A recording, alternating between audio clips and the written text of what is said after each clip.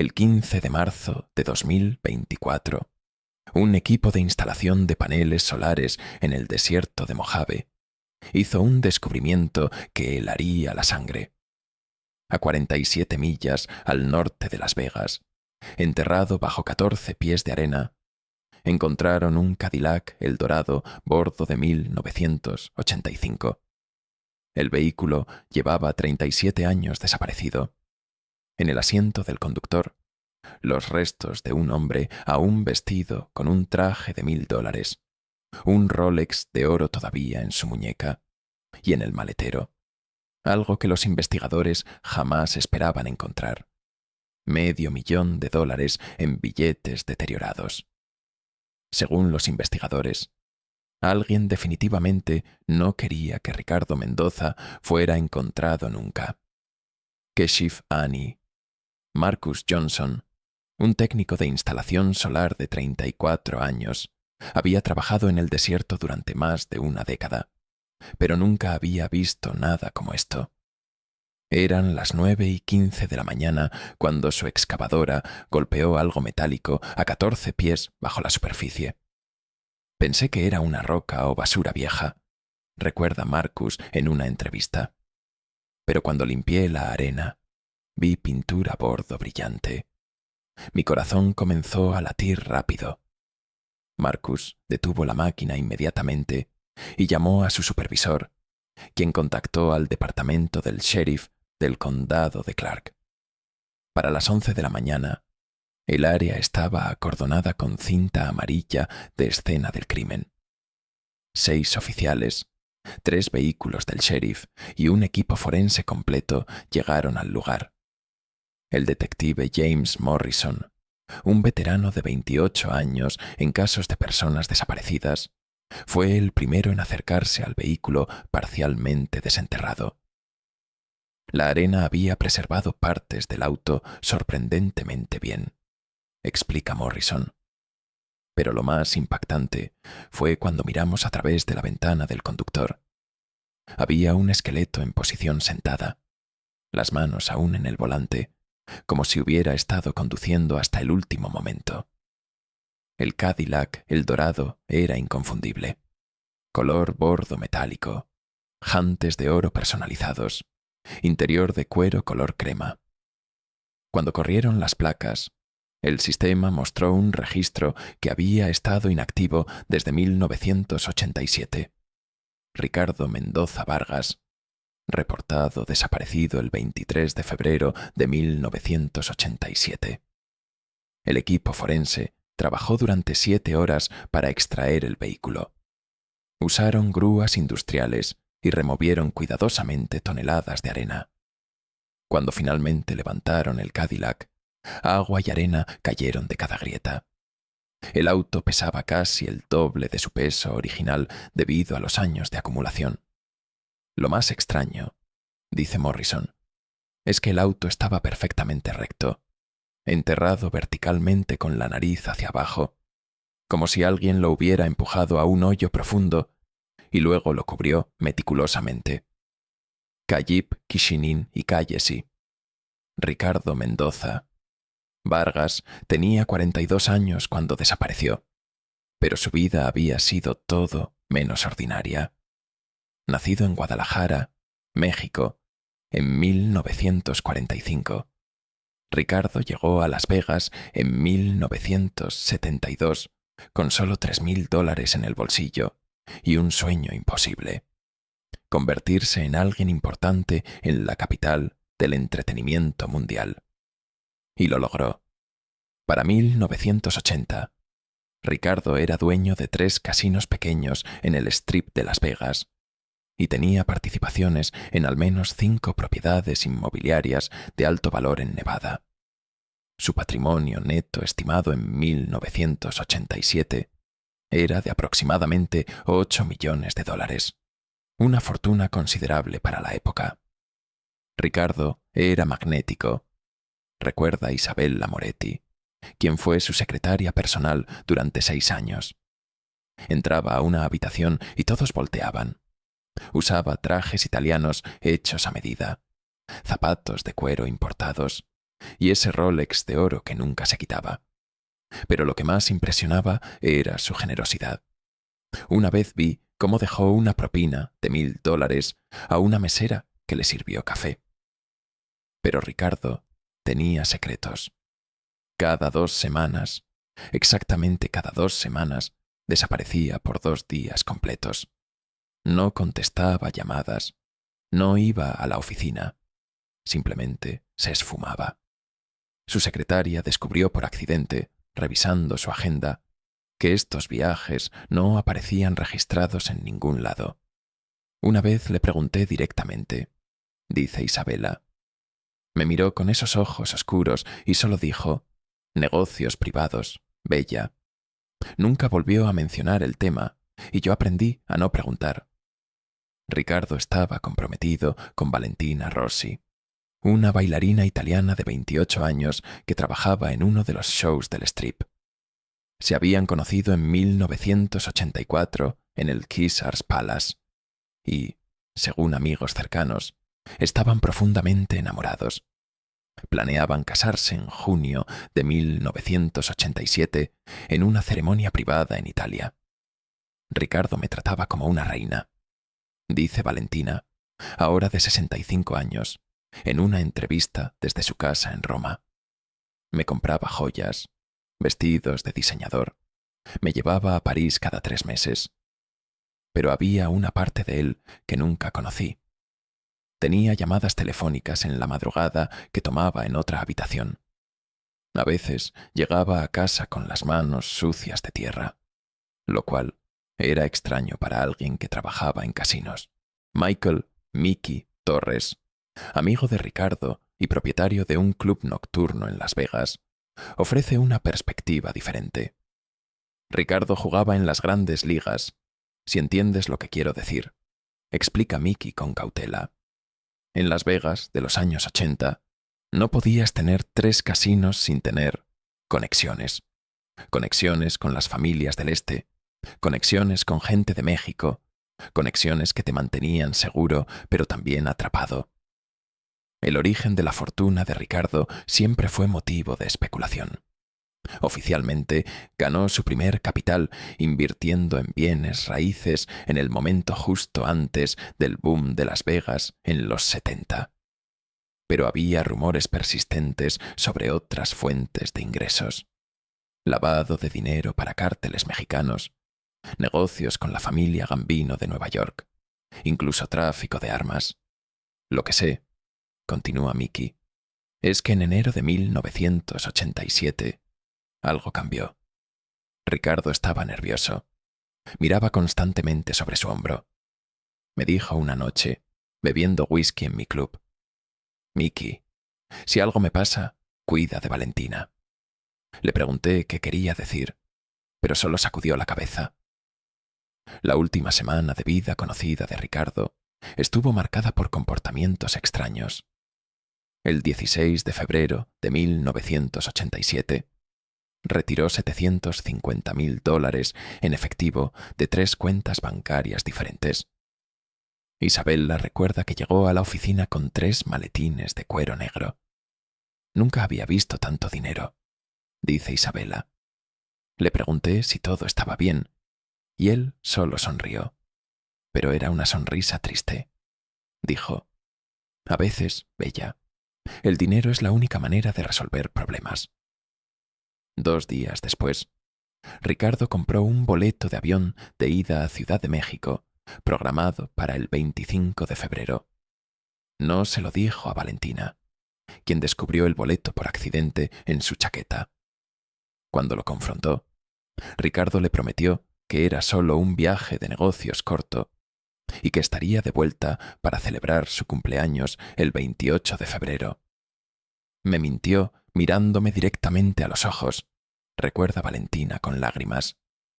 Y yo le creí porque quería creerle. El 23 de febrero de 1987 comenzó como un día normal para Ricardo Mendoza. A las 7:30 de la mañana, Isabella lo vio llegar a su oficina en el Sunset Casino, uno de sus 3 establecimientos. Llevaba un traje gris oscuro de Armani y parecía cansado. Tenía ojeras, recuerda Isabella.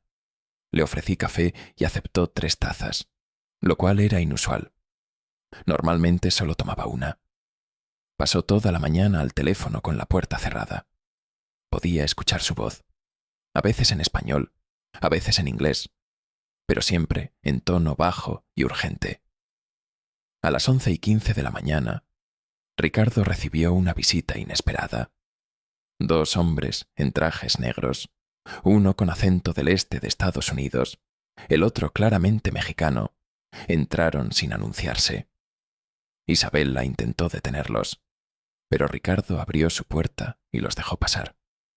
La reunión duró 47 minutos. Cuando salieron, dice Isabella, Ricardo estaba pálido. Se sirvió un whisky, aunque era mediodía. Nunca bebía durante el día laboral. Nunca.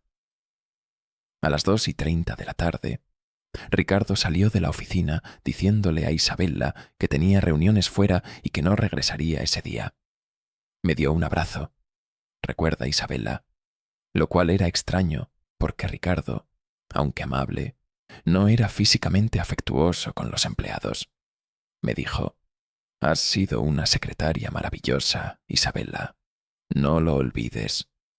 A las 4:45 de la tarde, Ricardo apareció en su apartamento compartido con Valentina en el Paradise Palms. Valentina estaba preparándose para su show nocturno en el Tropicana. Entró y me besó como si no me hubiera visto en años, recuerda Valentina. Me dijo que me amaba, que siempre me había amado.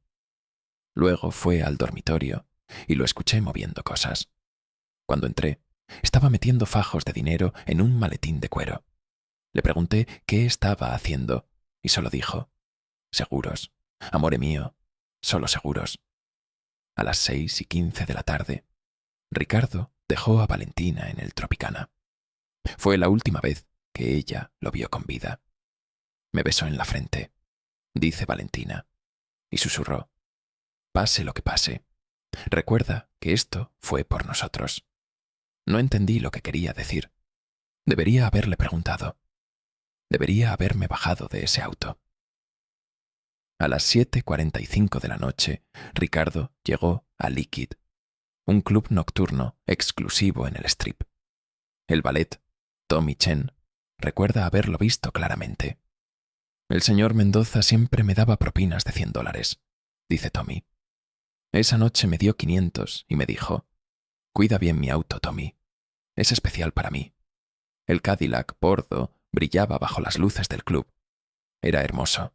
Dentro de Liquid, Ricardo se reunió con 3 hombres en una mesa VIP, en la esquina más oscura del club. La camarera que los atendió, Sarah Morrison, ahora retirada, recuerda la escena vívidamente. Los 3 hombres parecían serios, incluso amenazantes, dice Sarah. Uno era muy grande, probablemente un guardaespaldas. El otro era mayor, tal vez de 60 años, con un traje muy caro. El tercero era joven, latino, con ojos fríos. Ricardo llegó y se sentaron. Ordené su bebida habitual, whisky escocés de 25 años, pero esa noche no lo tocó. Solo hablaron.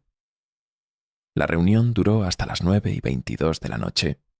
Las cámaras de seguridad del club, las grabaciones se revisaron después, muestran a Ricardo saliendo solo, caminando rápidamente hacia la salida. Los 3 hombres se quedaron otros 15 minutos antes de irse. A las 9:35 de la noche, Tommy Chen trajo el Cadillac de Ricardo. Sus manos temblaban cuando tomó las llaves, recuerda Tommy. Le pregunté si estaba bien y solo asintió.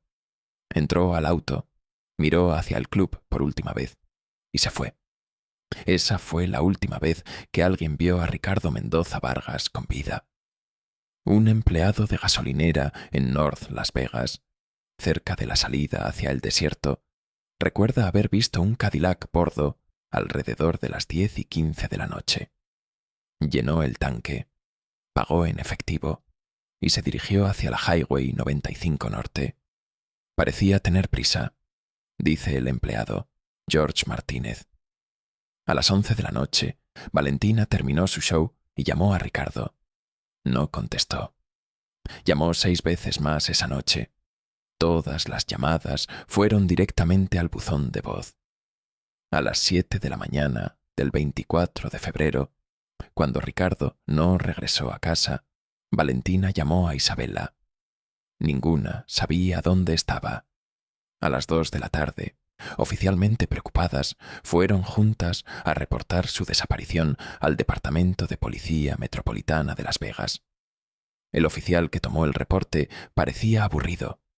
Recuerda Valentina con amargura. Dijo que probablemente Ricardo estaba con otra mujer o en un viaje de negocios. Me dijo que esperara 48 horas. Pero yo sabía, en mi corazón, que algo terrible había sucedido. El detective Frank Sullivan, un veterano de 15 años en el Departamento de Personas Desaparecidas, fue asignado al caso de Ricardo Mendoza el 26 de febrero de 1987, 3 días después de su desaparición. Para entonces, el Cadillac bordo tampoco había sido visto, y las cuentas bancarias de Ricardo permanecían intactas, excepto por el retiro masivo de $750,000. Desde el primer momento supe que este no era un caso ordinario, dice Sullivan, ahora retirado y de 78 años. Un multimillonario no simplemente desaparece, especialmente no en Las Vegas, especialmente no con $500,000 en efectivo. La investigación inicial reveló información perturbadora. El FBI ya tenía un archivo sobre Ricardo Mendoza Vargas.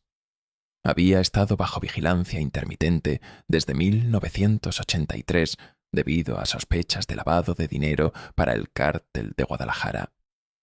Aunque nunca se presentaron cargos, los agentes federales creían que Ricardo era un facilitador financiero que usaba sus casinos para limpiar dinero de narcotráfico. No podíamos probarlo, admite el exagente del FBI Michael Dawson. Ricardo era inteligente. Sus libros contables eran impecables. Tenía los mejores abogados y contadores. Pero sabíamos, simplemente sabíamos que había más debajo de la superficie. Sullivan comenzó entrevistando a todos los asociados conocidos de Ricardo. La imagen que emergió era de un hombre viviendo 2 vidas paralelas. Por un lado, el empresario exitoso, el novio amoroso, el jefe generoso. Por el otro, un hombre involucrado en negocios peligrosos con personas peligrosas. Mickey Torres, bajo presión policial, finalmente reveló más información. Mira, Ricardo estaba en problemas, admitió Mickey. Me lo dijo 2 semanas antes de desaparecer. Dijo que había hecho un trato con gente equivocada y que ahora querían más de lo acordado. Le pregunté si podía ayudar, pero dijo que nadie podía ayudarlo ya. Los registros telefónicos de Ricardo mostraron 23 llamadas a números en México durante enero y febrero de 1987. 3 de esos números pertenecían a empresas fachada, conocidas por estar conectadas al cártel de Guadalajara. Una llamada, la más larga, duró 48 minutos y ocurrió el 21 de febrero, solo 2 días antes de su desaparición. La teoría principal de Sullivan era que Ricardo había sido asesinado por el cártel, posiblemente por robar dinero o por convertirse en un riesgo de seguridad.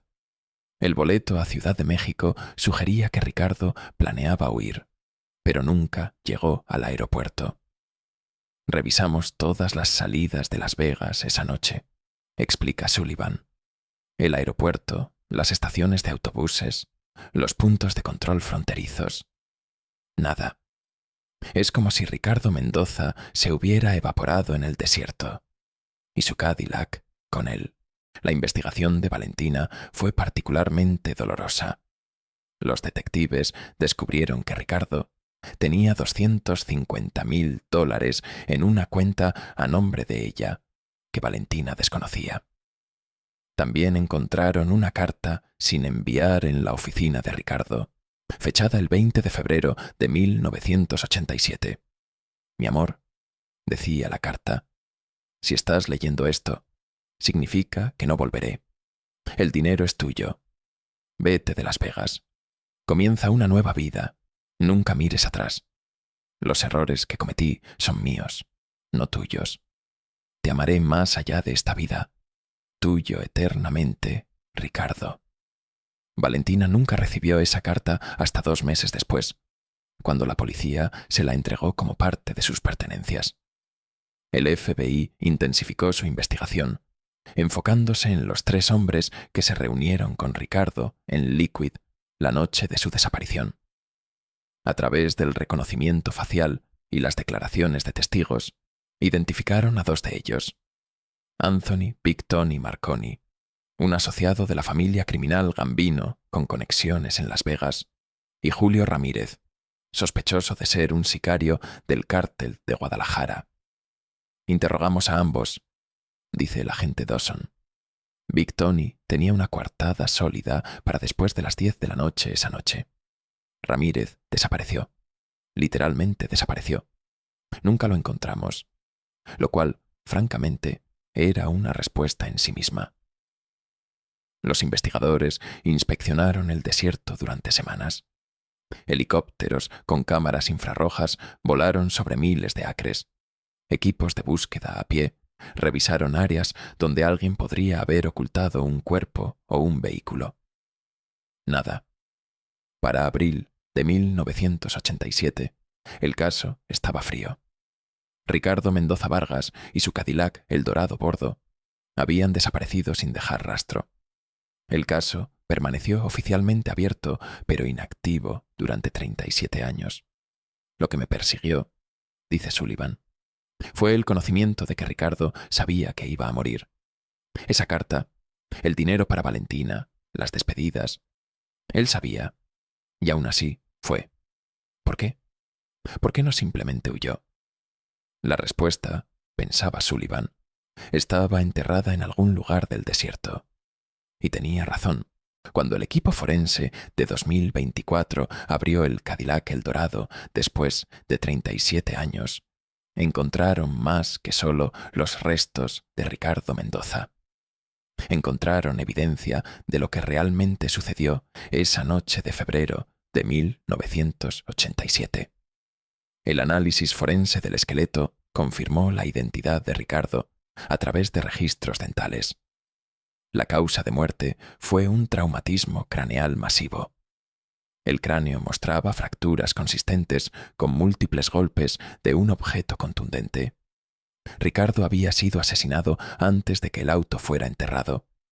Pero lo más revelador estaba en el maletero. Además del $500,000 deteriorados, había 3 maletas de cuero negro. Dentro, los investigadores encontraron documentos que detallaban años de operaciones de lavado de dinero, nombres de oficiales corruptos, rutas de tráfico de drogas y, lo más impactante, evidencia de que Ricardo Mendoza había estado trabajando como informante del FBI durante los últimos 6 meses de su vida. Ricardo había decidido cooperar, explica el detective Morrison en 2024. Estaba preparando toda esta evidencia para entregársela al FBI. Por eso retiró el dinero. Por eso compró el boleto a México. Estaba planeando testificar y luego entrar al programa de protección de testigos. Pero alguien descubrió sus planes. El sistema GPS primitivo instalado en el Cadillac, una tecnología emergente en 1987 que solo los muy ricos tenían, mostró la ruta final de Ricardo. Salió de Las Vegas a las 9:42 de la noche. Condujo hacia el norte por la Highway 95. Luego giró hacia un camino de tierra a las 10:28 de la noche. El GPS dejó de transmitir a las 10:51 de la noche.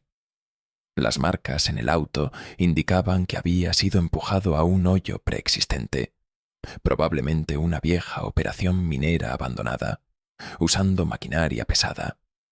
Luego fue cubierto meticulosamente con arena del desierto. Fue un golpe profesional, dice Morrison. El tipo de operación que requiere planificación, recursos y conocimiento del desierto. No fue espontáneo. Fue una ejecución planificada. El FBI reabrió inmediatamente su investigación de 1987. Descubrieron que el agente que manejaba a Ricardo como informante, Daniel Torres, había sido encontrado muerto en un aparente suicidio en 1988. Su muerte nunca fue completamente investigada. Ahora, con nueva evidencia, los investigadores creen que Torres también fue asesinado para silenciar la operación. De los 3 hombres que se reunieron con Ricardo en Liquid esa noche, Big Tony Marconi murió en 1995 en Nueva York de causas naturales. Julio Ramírez nunca fue encontrado y se presume muerto. El tercer hombre, identificado ahora como Vincent Vinny de la Croix, un abogado del cártel, murió en un tiroteo en México en 1991. Todos los responsables están muertos, dice Morrison con frustración. La justicia, en el sentido tradicional, nunca llegará, pero al menos ahora sabemos la verdad. Valentina Rossi, ahora de 65 años, viajó desde Roma para ver los restos de Ricardo por última vez. Durante 37 años, viví con la esperanza de que tal vez había oído y estaba vivo en algún lugar, dice con lágrimas. Parte de mí deseaba eso, incluso si significaba que me había abandonado. Ahora tengo cierre. Ahora sé que Ricardo murió tratando de hacer lo correcto. Eso me da paz. El detective Sullivan, quien trabajó el caso original y ahora tiene 78 años, visitó el sitio de excavación. Pasé meses buscando a Ricardo en este maldito desierto, dice mirando el hoyo donde fue encontrado el Cadillac. Estuvimos tan cerca. Probablemente pasamos a millas de él. El desierto guarda sus secretos muy bien. Ricardo Mendoza Vargas fue finalmente enterrado en junio de 2024 en un cementerio en Las Vegas. Valentina asistió al funeral, junto con Isabel Lamoretti, Miki Torres y, sorprendentemente, más de 200 personas que recordaban al generoso empresario que dejaba propinas de $1,000. El Cadillac El Dorado, después de ser procesado como evidencia, será exhibido en el Museo del Crimen Organizado de Las Vegas. Junto a él, una placa que cuenta la historia de Ricardo Mendoza, empresario, amante, informante y finalmente víctima. El detective Morrison tiene la última palabra. El Eldorado no era solo un auto, era una tumba que guardó evidencia de corrupción, crimen organizado y un hombre que intentó redimirse. Y nos recuerda que en Las Vegas algunos secretos están enterrados tan profundamente que toma casi 4 décadas desenterrarlos. Pero la verdad, eventualmente, siempre sale a la luz.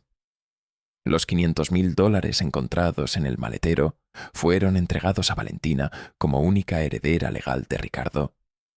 Ella donó todo a organizaciones que ayudan a familias de personas desaparecidas. El dinero nunca importó, dice Valentina. Ricardo importó. Y ahora finalmente puedo decir adiós.